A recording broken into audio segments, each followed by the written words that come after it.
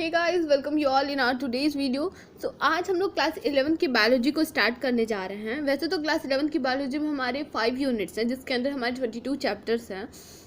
तो आज हम लोग जो पहला यूनिट है diversity in the living world, उसके पहले चैप्टर को स्टार्ट करते हैं। वैसे तो आपको सारे चैप्टर्स फिंगर टिप पे होने चाहिए। तो ये जो हमारा पहला चैप्टर है द लिविंग वर्ल्ड, इसको हम स्टार्ट करते हैं। ठीक है, तो जैसे कि आप देख सकते हैं कि जब हम लोग अपना पहला चैप्टर मतलब कंटेंट के बाद जो हम लोग पेज खोलते हैं एनसीईआरटी में, वो कुछ इस तरह से होता है, diversity in the living world. यहाँ पे आपको कुछ दिया नहीं गया है, मतलब बेसिक सा इंट्रोडक्शन है चैप्टर्स के बारे में, और यहाँ पे आपको बायोलॉजी के बारे में भी बताया गया। उसके बाद हम अपने चारों चैप्टर्स की तरफ मूव करते हैं। तो हमारा जो पहला चैप्टर है लिविंग वर्ल्ड, उसकी तरफ हम मूव करते हैं। तो जब हम अपने चैप्टर पे आते हैं द लिविंग वर्ल्ड पे, तो उसके पहले हमको एक साइंटिस्ट के बारे में दिया हुआ है जो कि है अर्नस्ट मेयर, जिनको डार्विन ऑफ 20th सेंचुरी भी कहा जाता है। तो इनके बारे में हम पढ़ेंगे। उसके बाद फिर हम अपने चैप्टर्स पे मूव करते हैं। और जब हम अपने चैप्टर पे आ जाते हैं तो यहाँ पे आपको देख सकते हैं कि हमारे चैप्टर में क्या क्या चीज़ें दी गई हैं। What is living, diversity in the living world, taxonomic categories and taxonomic aid. तो ये कुछ चीज़ें हैं जो हमें पढ़नी है। ठीक है, और जहाँ तक बात रही एनसीईआरटी एक्सप्लेनेशन की, तो वो हम लोग दूसरे वीडियो में करेंगे। इस वीडियो में हम पहले जो टॉपिक्स हैं उन पर डिस्कस करते हैं। ठीक है, तो लेट्स बिगिन। तो आप देख सकते हैं कि हम अपने चैप्टर पे आ गए हैं। तो पहले मैंने आपको बताया था कि जो हमारे साइंटिस्ट थे उनके बारे में हमें जानना है। तो अर्नस्ट मेयर के बारे में हमें तक कुछ नहीं जानना होता, बस हमें ये याद करना होता है कि हम डार्विन ऑफ 20th सेंचुरी कहते थे। इनका जो बर्थ था, जो ये बॉर्न हुए थे on 5 July 1904 in Kempten, Germany. Okay, इन्होंने Harvard faculties of art and science को 1953 में ज्वाइन किया था और रिटायर हुए थे 1975 में, assuming the title Alexander Agassiz professor of zoology emeritus. Okay, आगे हम जब बढ़ते हैं तो इनके बारे में हमें ये याद करना होता है। ये थोड़ा इंपॉर्टेंट होता है, ये नीट वगैरह में पूछ भी सकता है, कभी कभी हमारे स्कूल के एग्जामिनेशन में भी पूछ लेते हैं सॉरी। इनको 3 प्राइजेज मिले हुए थे, जिसको हम ट्रिपल क्राउन ऑफ बायोलॉजी भी कहते हैं। ठीक है, जो हमारे अर्नस्ट मेयर सर थे, उनको 3 प्राइजेज मिली हुई थी। जो पहला प्राइज था वो था बेल्जियन प्राइज इन 1983 में। दूसरा प्राइज जो था वो था इंटरनेशनल प्राइज फॉर बायोलॉजी इन 1994 में।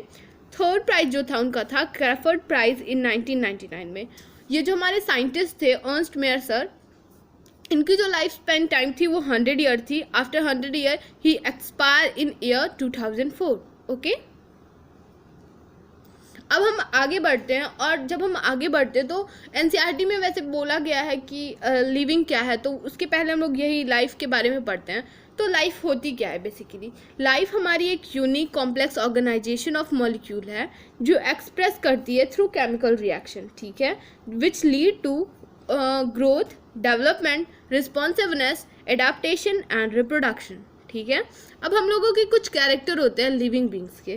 वैसे हम लोग लिविंग बींग किसको कहेंगे? लिविंग बींग मतलब all those things which have life in it. Okay, तो कैरेक्टर ऑफ लिविंग बींग्स होते हैं। अगर हम लोग देखा जाए तो हम लोग लिविंग बींग्स जो होते हैं उनको हम लोग डिफाइन नहीं कर सकते हैं। ठीक है, उनके कुछ कैरेक्टर होते हैं जिनको हम लोग समझते हैं, और फिर उस कैरेक्टर के बेसिस पे हम किसी को लिविंग या फिर नॉन लिविंग कहते हैं। ठीक है, तो पहले उन कैरेक्टर्स को हम जान लेते हैं जो कि लिविंग ऑर्गेनिज्म में होते हैं। तो पहला जो कैरेक्टर है वो है डेफिनिट शेप एंड साइज, दूसरा ऑर्गेनाइजेशन, तीसरा है ग्रोथ एंड डेवलपमेंट, फोर्थ है metabolism, fifth reproduction, six homeostasis, seventh है कॉन्शियसनेस, एर्थ है हमारा एडाप्टेशन, फिर evolution, repair and regeneration, ageing and death. ठीक है, ये हमारे कुछ कैरेक्टरिस्टिक हैं जो किसी भी लिविंग ऑर्गेनिज्म में मौजूद होते हैं। ऐसा नहीं हमें इनके बारे में बहुत ज़्यादा नहीं जानना हमें, जो मतलब बस एक नॉर्मल सी चीज़ें हैं जो मैं आप लोगों को बताती हूँ। पहला जो हम लोगों का कैरेक्टरिस्टिक है वो है डेफिनिट शेप एंड साइज।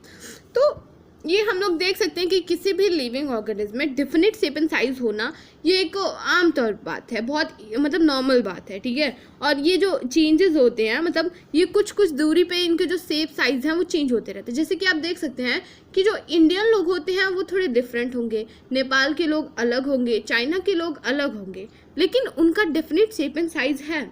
ठीक है, तो वही यहाँ पे लिखा गया है कि लिविंग ऑर्गेनिज्म है definite shape and size which में change within a narrow range. समझ में आई बात? उसके बाद हमारी आती है कि ऐसे जो ऑर्गेनिज्म होते हैं जिनमें ये प्रॉपर्टी होती है, जैसे कि ये प्रॉपर्टी ऑब्वियसली किसकी है, कैरेक्टरिस्टिक किसकी, हमारे लिविंग ऑर्गेनिज्म की। तो लिविंग ऑर्गेनिज्म को हम इस बेसिस पे मॉर्फस कहते हैं और नॉन लिविंग को एमॉर्फस कहते हैं। समझ में आ गई बात? ठीक है, आगे बढ़ते हैं हम लोग। दूसरा हम लोगों का जो कैरेक्टरिस्टिक था वो था ऑर्गेनाइजेशन। ऑर्गेनाइजेशन क्या होता है? तो मतलब हमारी जो बॉडी होती है उसमें डिफ्रेंशिएशन होता है यूनिट्स एंड सब यूनिट्स में, जैसे कि सेल हो गया, फिर टिश्यू होगा, टिश्यू से फिर ऑर्गन होगा। तो ये एक ऑर्गेनाइज मैनर है, सिस्टमैटिक वे है ना फंक्शन करने का, उसी को ऑर्गेनाइजेशन कहते हैं। और ऑर्गेनाइजेशन की प्रेजेंस की वजह से ही हम लिविंग बींग्स को ऑर्गेनिज्म कहते हैं। ठीक है, ये तो बहुत इजी सा है यार, बहुत छोटे छोटे बच्चों वाली बात है। ग्रोथ एंड डेवलपमेंट की हम लोग जब बात करते हैं तो ग्रोथ जो होता है ये थोड़ा सा इम्पॉर्टेंट है, थोड़ा ध्यान से समझना इसको। ग्रोथ की जब हम बात करते हैं तो ग्रोथ होता क्या है? Growth is permanent and irreversible change in the size of a cell, an organ or whole organ is usually accompanied by increase in dry weight, mass, number. ठीक है, तो इसका मतलब ये है कि हमारा ये जो ग्रोथ होता है वो परमानेंट और इरिवर्सिबल चेंज है। ऐसा चेंज है जो परमानेंटली होता है और ये फिर दोबारा से हम इसको ऐसा नहीं रिवर्स कर सकते, नहीं, ये एक बार अगर ग्रोथ हो गई तो हो गई, उसके बाद हम उसको छोटा नहीं कर सकते हैं।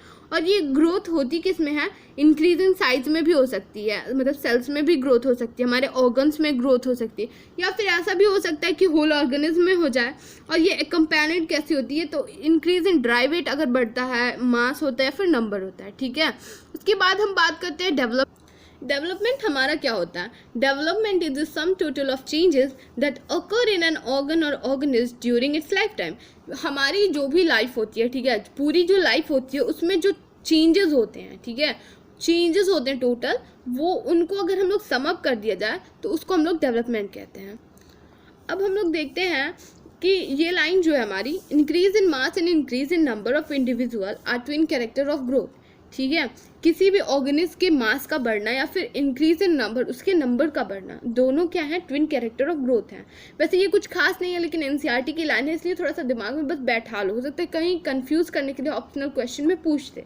इसका मतलब क्या है? जैसे कि अगर किसी ऑर्गेनिज्म में उसके मास का ग्रोथ हो रहा है तो भी वहाँ पे हम यही कहेंगे कि ग्रोथ हो रहा है। ठीक है, और अगर आप देखते हैं कि कोई भी ऑर्गेनिज्म में नंबर में बढ़ रहा है वो, तो भी हम कहेंगे कि ग्रोथ हो रहा है। जैसे एक स्टूडेंट से 2 स्टूडेंट हो गए तो वो इंक्रीज इन ग्रोथ, कुछ तो ग्रोथ हुई ना, मतलब पॉपुलेशन में ग्रोथ हुई है।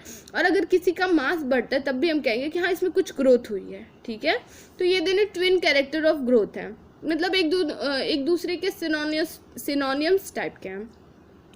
जो प्लांट होता है, अब हमारे जो ग्रोथ होता है वो 2 तरह का होता है, एक होता है इनडिटर्मिनेंट ग्रोथ और एक होता है डिटर्मिनेंट ग्रोथ। जो ग्रोथ हमारे प्लांट में होते हैं, ठीक है, उनको हम लोग इनडिटर्मिनेंट ग्रोथ कहते हैं। इनको इनडिटर्मिनेंट ग्रोथ क्यों कहते हैं? क्योंकि ये जो ग्रोथ होती है ना वो थ्रू आउट लाइफ होते हैं। ठीक है, इनमें क्योंकि हमारे जो प्लांट होते हैं उनमें मेरिस्टेमेटिक एरियाज होते हैं जहाँ पे हमारा सेल डिवीजन हमेशा मतलब रेगुलरली अकर करता रहता है, तो उस ऐसे ग्रोथ को हम लोग इनडिटर्मिनेंट ग्रोथ कहते हैं। और जो एनिमल्स में, जैसे कि जो हम लोगों में ग्रोथ होती है वो up to a certain age होती है, उसके बाद हमारे सेल्स जो होते हैं वो डिवाइड नहीं करते। हाँ, हालांकि ये ज़रूर है कि हमारे अगर जो सेल होते हैं अगर वो किसी तरह से मतलब वॉर्न आउट हो जाते हैं तो वहाँ पे फिर जो मतलब अगर कहीं हमें चोट लग गई, सपोज दैट ऐसे समझो कि अगर कहीं हमें चोट लग गई तो वहाँ पे दोबारा से फिर टिश्यूज़ आ जाते हैं ना उसको हील करने के लिए, तो वहाँ पे ऐसा रिप्लेसमेंट है। लेकिन ऐसा नहीं है ना कि हम मतलब एकदम थ्रू आउट लाइफ ग्रोथ करते रहेंगे, इसलिए हमें क्या बोलते हैं, हमारे अंदर डिटर्मिनेंट ग्रोथ होता है। ये दोनों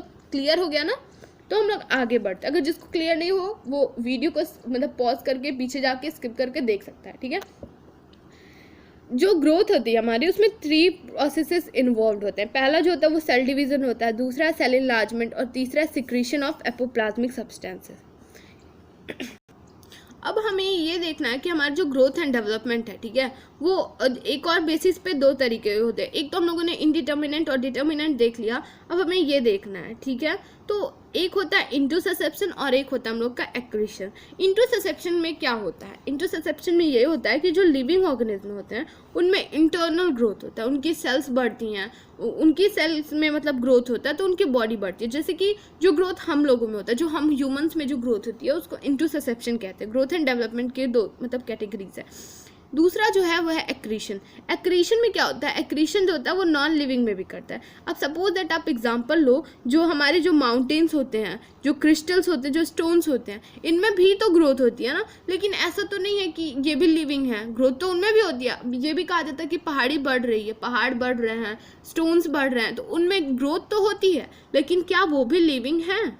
नहीं, वो लिविंग नहीं है। तो ऐसा कैसे होता है? तो हमारे अंदर जो ग्रोथ होती है वो सेल के बढ़ने की वजह से होती है। मतलब और वहीं अगर हम लोग दूसरी तरफ देखा जाए तो जो एक्रीशन होता है उसके अंदर मतलब सिमिलर टाइप के जब मटेरियल सबमिट हो जाते हैं फिर आउटर मतलब सरफेस पे कलेक्ट हो जाते हैं तो जो ग्रोथ होती है उसको हम लोग एक्रीशन कहते हैं। ठीक है, यहाँ तक तो सबको क्लियर होगा। तो आगे बढ़ते हैं। अब हम लोग बात करते हैं ग्रोथ प्रोड्यूसिंग सब्सटेंसेस पे। तो बेसिकली दो तरह के ग्रोथ प्रोड्यूसिंग सब्सटेंस होते हैं, एक प्रोटोप्लाज्मिक होता है, एक एपोप्लाज्मिक होता है। जो हमारा प्रोटोप्लाज्मिक होता है ये these are the component of living matter, ये लिविंग मैटर के कंपोनेंट होते हैं, जैसे कि हमारा साइटोप्लाज्म हो गया, न्यूक्लियस हो गया। ठीक है, वहीं अगर हम लोग बात करें एपोप्लाज्मिक की तो ये these are non living materials होते हैं form by cell, cell wall, bone matrix, fibre. ठीक है, यहाँ तक समझ में आ गया। अब दूसरा जो हम लोग को इसके बाद पढ़ना है वो थोड़ा इम्पॉर्टेंट है। ठीक है, मेटाबॉलिज्म। मेटाबॉलिज्म की जब हम बात करते हैं तो मेटाबॉलिज्म होता क्या है? It is the sum total of various biochemical reaction occurring in our body. हमारे बॉडी के अंदर जितने भी केमिकल रिएक्शन अकर करते हैं वो सब क्या होते हैं? बायोकेमिकल रिएक्शन, तो जो कि मेटाबॉलिज्म होता है। ठीक है, मेटाबॉलिज्म हम लोग का जो है वो defining property of living organism है। अब defining property of living organism, not defining property of the living organism, ये मैं आपको लास्ट में समझाऊंगी, वीडियो के लास्ट में। ठीक है, तब तक आप ये देखते रहो। उसके बाद जब हम लोग बात करते हैं मेटाबॉलिज्म, तो ये तो समझ में आ गया ना कि मेटाबॉलिज्म होता क्या है।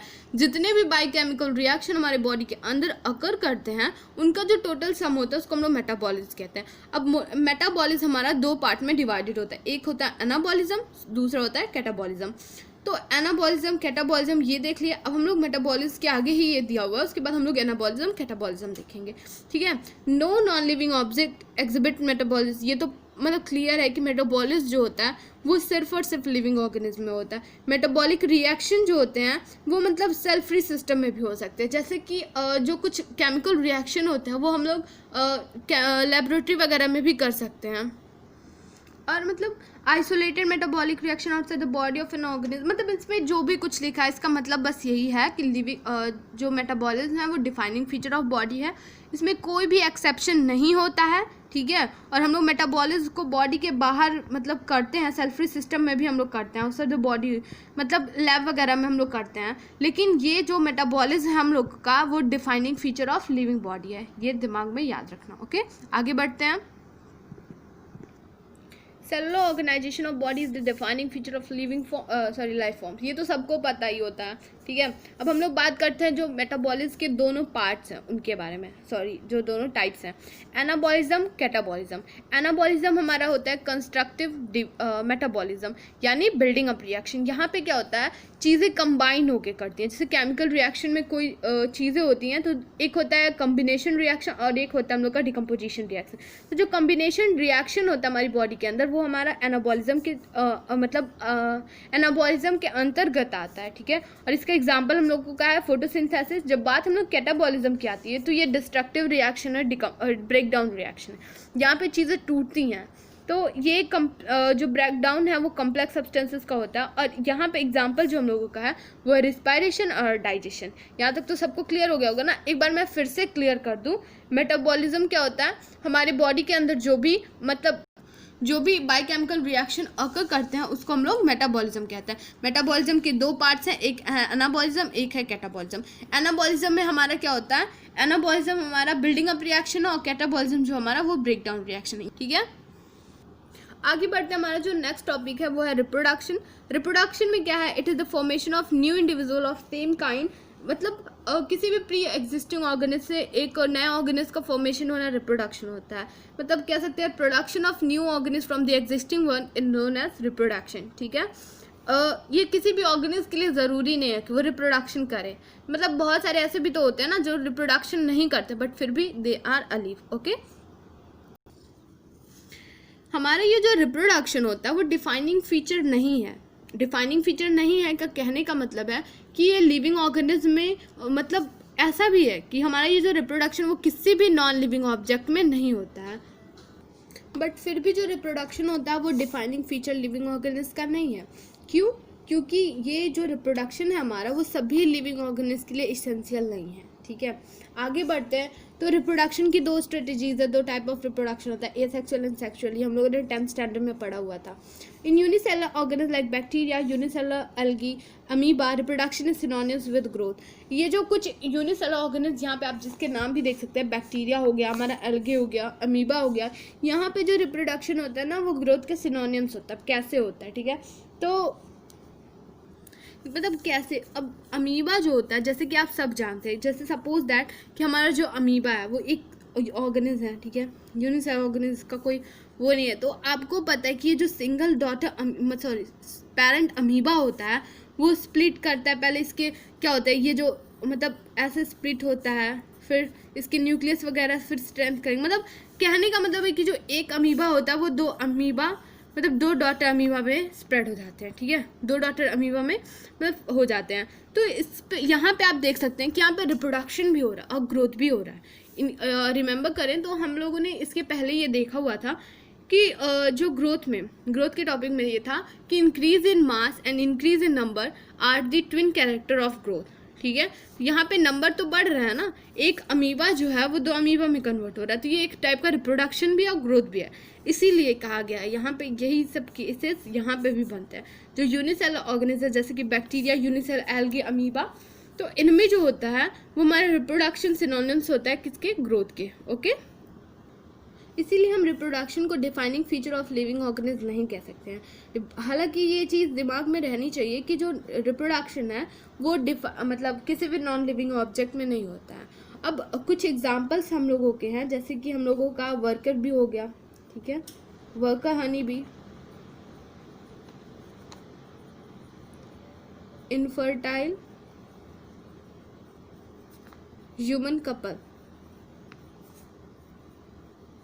ये कुछ एग्जांपल्स हैं। मतलब जो वर्कर भी होती हैं वो भी मतलब रिप्रोडक्शन नहीं करती हैं। इनफर्टाइल ह्यूमन बींग्स होते हैं, अब वो रिप्रोडक्शन नहीं कर, अब कोई ऑर्गेनिज्म है जो रिप्रोडक्शन नहीं करना चाहता, जो सेंट वगैरह है, तो वहाँ पे क्या होता है, अब ये चॉइस होती है ना, ऐसा नहीं है कि कोई रिप्रोडक्शन नहीं कर रहा है तो वो लिविंग ऑर्गेनिज्म नहीं है, इसलिए defining feature of the human नहीं है, सॉरी लिविंग ऑर्गेनिज्म नहीं है, ठीक है। अब हम लोग नेक्स्ट की तरफ मूव करते हैं जो कि हम लोगों का है homeostasis.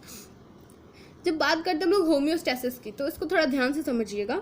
It is maintenance of constant and favourable internal environment condition suitable for functioning of the body organism. ये होता क्या है, यहाँ पे आप देख सकते हैं कि जो इंटरनल एनवायरमेंटल कंडीशन होते हैं उसको रिस्पॉन्ड करने के लिए हमारे बॉडी ऑर्गेनिज्म जो भी फंक्शन करते हैं, यानी जो भी एनवायरमेंटल कंडीशंस होते हैं उसको कंस्टेंट मतलब फेवरेबल बनाने के लिए जो हमारे बॉडी ऑर्गेनिज्म जो भी फंक्शन करते हैं उसको हम लोग क्या बोलते हैं, होम्योस्टेसिस बोलते हैं, ठीक है। अब हम लोगों का ये जो लास्ट नहीं है, मतलब इसके बाद का जो टॉपिक है कंसिस्टनेस मतलब क्या होता है, awareness of surrounding and response to external stimuli. किस मतलब हम लोग के जो भी हम लोगों के सराउंडिंग में जो भी चीज़ें हो रही है उसकी चीज़ मतलब उसके लिए अवेयरनेस जो होती है। अब सपोज दैट आपको अवेयरनेस तो होगी ना कि आप यूट्यूब पे वीडियो देख रहे हो, ठीक है, कितने देर से देख रहे होगे, कुछ ना कुछ तो अंदाज़ा आपको होगा ही होगा, ठीक है। और जो आप एक्सटर्नल स्टिमुलाई को रिस्पॉन्स करते हो वो भी हमारा एक तरह का कंसिस्टनेस है, ठीक है। Stimuli are perceived by sense organ and these can be physical, chemical और बायोलॉजिकल। हमारे जो स्टिमुलाई होते हैं, जो सेंस ऑर्गन मतलब जिनको रिस्पॉन्ड करते हैं, यहाँ पे लिखा है ना एक्सटर्नल स्टिमुलाई, तो ये जो ऑर्गन्स होते हैं, ठीक है, जो स्टिमुलाई को मतलब जो स्टिमुलाई होता है वो कैसा भी हो सकता है, फिजिकल भी स्टिमुलाई हो सकता है, केमिकल भी हो सकता है, बायोलॉजिकल भी हो सकता है। समझ में आई बात, हो गया। The visible change or reaction which an organism produces as a result of applied stimulus is called response. अब ये आपको पता है कि जो भी हम लोगों का रिएक्शन होगा स्टिमुलाई के लिए उसको हम लोग जो भी रिएक्शन होगा उसको हम लोग रिस्पॉन्स कहते हैं, ठीक है। और प्लांट्स के पास कोई भी सोफिस्टिकेटेड सेंस ऑर्गन नहीं होता, जैसे कि हमारे पास नोज, टंग, ये स्किन वगैरह होती हैं, वैसे उनके पास ऐसा कुछ नहीं होता।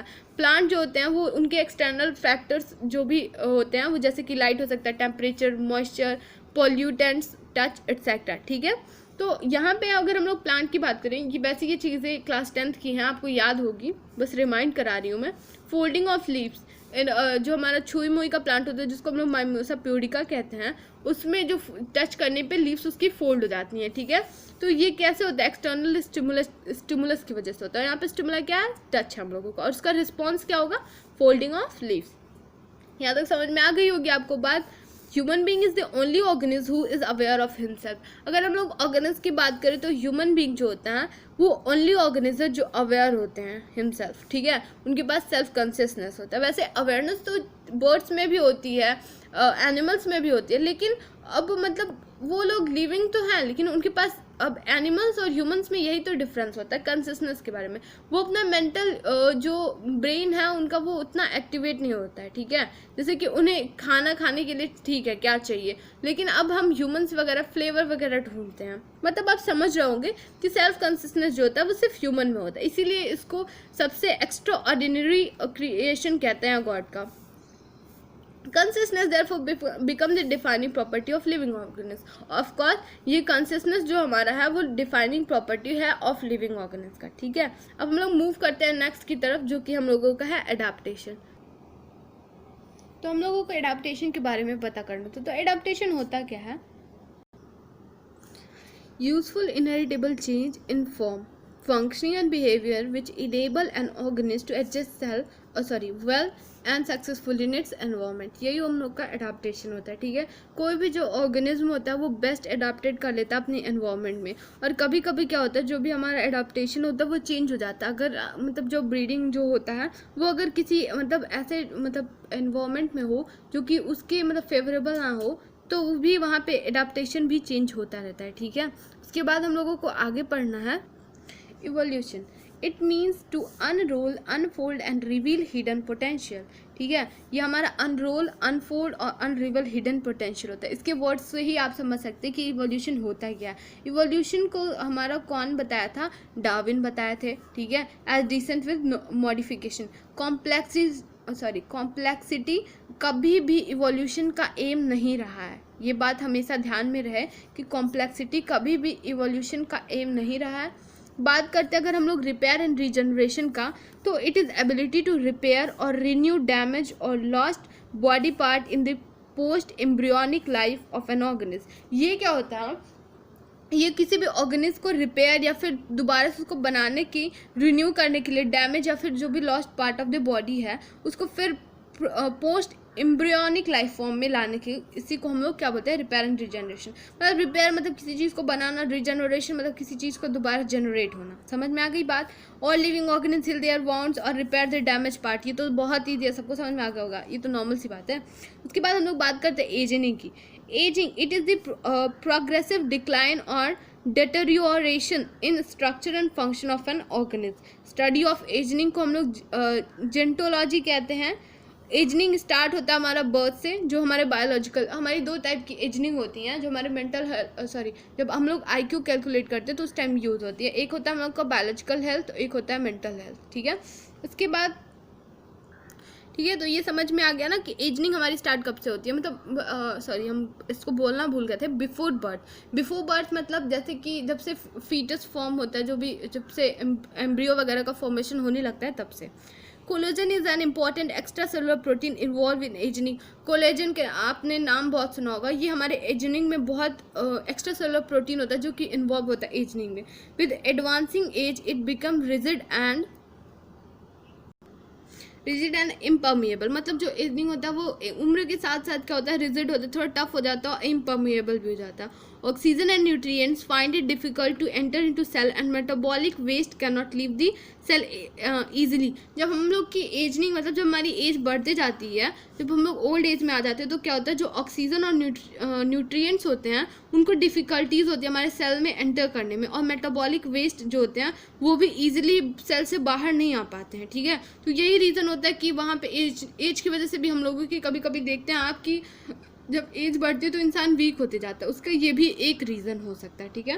According to immunity theory of ageing, degeneration of thymus gland is one of the cause of the ageing, ठीक है। इम्यूनिटी थियोरी जो है एजिंग की, ठीक है, उसके अकॉर्डिंग हमारा जो डीजेनरेशन ऑफ थाइमस ग्लैंड है वो भी एक बहुत बड़ा काज है एजिंग के लिए, ठीक है। अब हम लोग लास्ट में जो बात करते हैं तो लास्ट में हमारा जो है वो है डेथ, ठीक है। डेथ क्या होता है? It is ultimate termination of functional life, ठीक है। स्टडी ऑफ द डेथ को हम लोग थैंटोलॉजी कहते हैं। It is most important regulatory process which prevent over crowding and bring recycling of material. ठीक है, यहाँ तक तो सबको समझ में आ गई होगी। डेथ हमारी दो तरीके की होती है, एक डेथ होती है हमारी क्लिनिकल डेथ और एक हम लोग का होता है बायोलॉजिकल डेथ। क्लिनिकल डेथ हमारी जो डेथ होती है वो दो तरीके से होती है, क्लिनिकल डेथ और एक बायोलॉजिकल डेथ। क्लिनिकल डेथ मतलब उसको कुछ सिम्टम्स होते हैं जिनको हम लोग मतलब देखते हैं, अगर वो सिम्टम्स नहीं होते तो हम किसी भी लिविंग ऑर्गेनिज्म को डेथ घोषित कर देते हैं। उसमें से पहला हार्ट बीट का रुकना, पल्स का रुकना, ब्रीदिंग का रुकना, प्यूपल्स डायलेट हो जाते हैं, प्यूपल्स फैल जाते हैं। ठीक है, उसके बाद हम लोग बायोलॉजिकल डेथ की बात करते हैं। तो ये क्या होता है, stoppage of functioning of brain, मतलब जब हमारा ब्रेन काम करना बंद कर देता है तो उसको बायोलॉजिकल डेथ कहते हैं। ठीक है, उसके बाद हम लोगों को बहुत सारी चीज़ें पढ़नी है। इसके पहले कि हम आगे बढ़ें इससे पहले कि हम आगे बढ़ें तो हम रिवीजन कर लेते हैं। हम लोगों ने आज जो भी कुछ पढ़ा है, पहले हम लोगों ने क्या पढ़ा था, अर्नस्ट मेयर के बारे में पढ़ा। ठीक है, अर्नस्ट मेयर ये क्या है, डार्विन ऑफ 20th सेंचुरी। इनको 3 प्राइजेस मिले हुए हैं, Balzan prize, international prize for biology और तीसरा जो था वो था क्रेफर्ड प्राइज। उसके बाद हम लोगों ने लाइफ के बारे में देखा, लाइफ क्या होती है। उसके बाद हम लोगों ने देखा कैरेक्टरिस्टिक ऑफ लिविंग ऑर्गेनिज्म। ठीक है, हम लोगों ने लाइफ के बारे में इससे पहले देखा था। अब मैंने आपको कहा था कि डिफाइनिंग फीचर और नॉट डिफाइनिंग फीचर ये मुझे आपको क्लियर करना था, इसीलिए मैंने ये वीडियो भी अभी रखा है। जैसे कि आपको पता है कैरेक्टरिस्टिक ऑफ लिविंग ऑर्गेनिज्म में कुछ जो है वो थोड़े मेन है। ठीक है, जैसे कि ग्रोथ हो गया, ठीक है, रिप्रोडक्शन हो गया,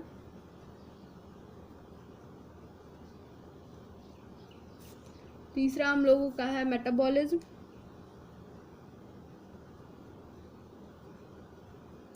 चौथा हम लोगों का है कंसिस्टेंस,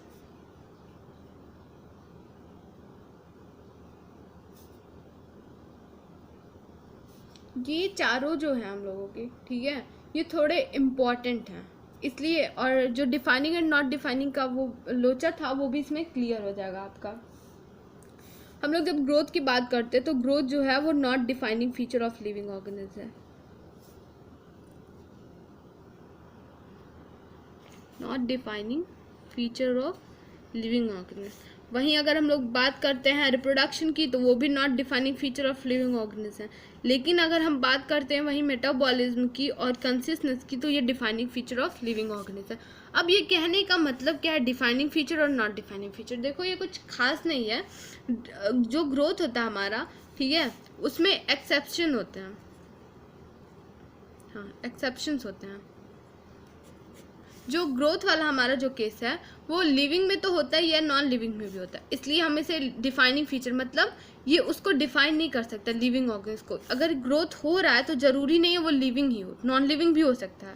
और हम लेकिन यहाँ पे ठीक है इसमें तो एक्सेप्शन होता है, तो ये लिविंग ऑर्गेनिज्म है। लेकिन जब बात हम करते हैं रिप्रोडक्शन की तो उसमें किसी भी टाइप का कोई भी एक्सेप्शन नहीं होता हमारा। फिर क्यों ये defining feature of living organism नहीं है?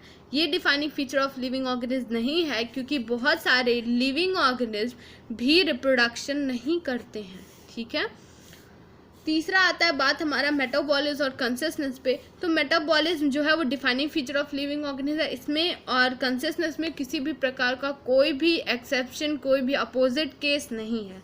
ठीक है, तो यही बस आपको समझाना था। आई होप आप लोगों को सब समझ में आया होगा। मिलते हैं फिर नेक्स्ट वीडियो में, तब तक के लिए पढ़ते रहिए। और वीडियो देख लिया है भाई, अब क्या बोलूँ मैं, लाइक शेयर एंड सब्सक्राइब करो, कमेंट करो वीडियो कैसा लगा। अगर कोई डाउट हो तो वो भी नीचे मेंशन कर देना। ठीक है, सी यू लेटर।